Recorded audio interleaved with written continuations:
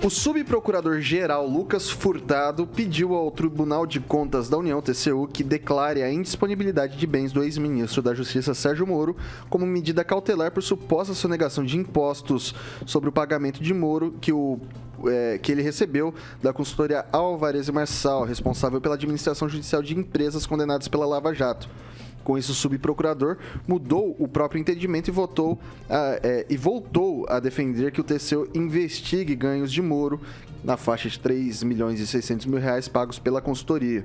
Para Furtado, Moro foi contratado fora do regime CLT e houve a chamada pejotização a fim de reduzir a tributação incidente sobre o trabalho assalariado. E aí, Francês? O Sérgio Moro vai acionar esse Lucas Furtado por abuso de poder. Segundo ele, não tem nada disso, não está nas... ele não tem subsídio para fazer um trabalho que ele está fazendo. Ele está fazendo alguma coisa política com o objetivo único e exclusivo de prejudicar o Moro agora que ele está articulando a candidatura. Itamar.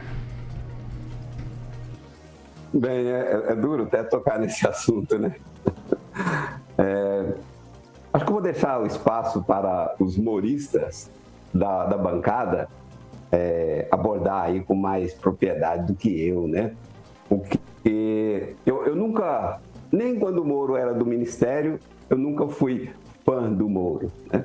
Sempre achei que a sua conduta, ao não expressar exatamente o que pensava, não me agradava, né? E agora está se revelando aí os problemas que ele está tendo, né, com a explicação da renda, né? Eu volto naquele ponto que eu falei a semana passada que nós tocamos nesse assunto. Por que alguém deixa um emprego de $45 mil para ser candidato? Eu não consigo entender a racionalidade disso.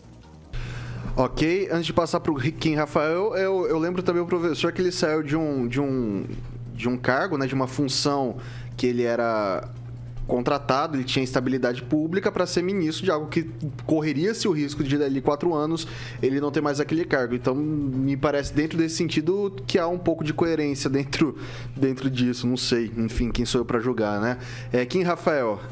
Olha, apesar de discordar completamente da personalidade do Sérgio Moro, desde a sua saída, né, daquela forma como ministro da Justiça, né, discordar também da forma política que ele vem apresentando, né, eu também discordo dessa circunstância de ficar investigando, né? Não tem por que investigar nada, absolutamente nada, né? Cada um dá o seu valor do seu trabalho. Ele é advogado agora, então ele coloca o valor que bem entender. Agora, se é moral ou se é antiético ele trabalhar para uma...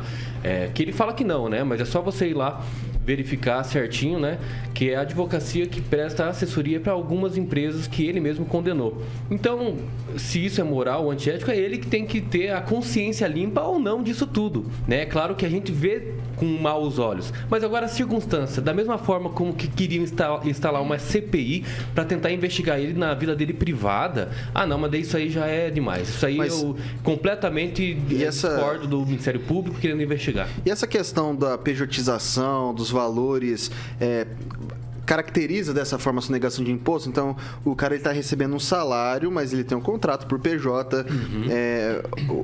Se está indo contra essa legislação tributária, não é sonegação? Primeiro que tem que passar pela Receita Federal. Depois da Receita Federal fazer um processo administrativo, aí sim encaminha para o Ministério Público Federal para realizar as investigações, para então denunciar ou não, né, o Sérgio Moro por qualquer tipo de infração que ele tenha cometido. Então, nesse sentido, eu acho que primeiro tem que ser a Receita Federal averiguar, porque ela é competente para isso. Emerson Celestino.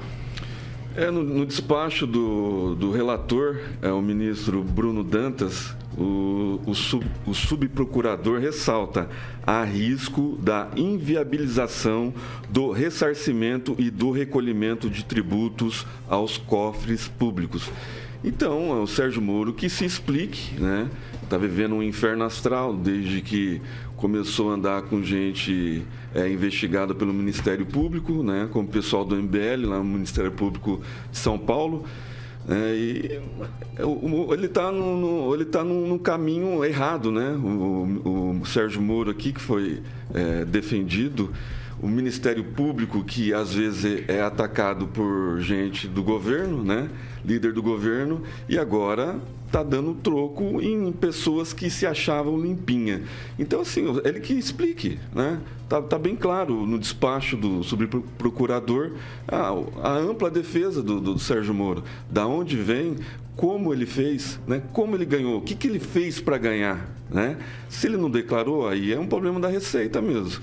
Mas o que ele fez para ganhar esses valores de uma advocacia que faz recuperação de uma questão que ele participou ativamente. Agora, eu acho assim, com todo respeito, né, ao sentido de defender, tem algumas coisas que precisam deixar bem claras, né? Eu acho que a lei serve para todos, né? Todas as pessoas, elas estão incluídas na legislação brasileira e precisa ser cumprida. Pode ser juiz, pode ser um cidadão comum. O Sérgio Moro, eu, por exemplo, não o defendo politicamente, nem penso, mas como um cidadão, né, de ser violado os seus direitos, da forma como tem que ser investigado, aí sim, porque isso também pode afetar a mim daqui uns dias. Então não adianta a gente defender, por exemplo, o Roberto Jefferson, por exemplo, né, que foi, na minha opinião, ele foi preso de forma política, né, por opinião, e isso deveria ter uma amplitude maior para todos os cidadãos acatarem, porque isso sim foi uma violação. Agora, também, da mesma forma, você querer investigar Sérgio Moro a vias completamente errada.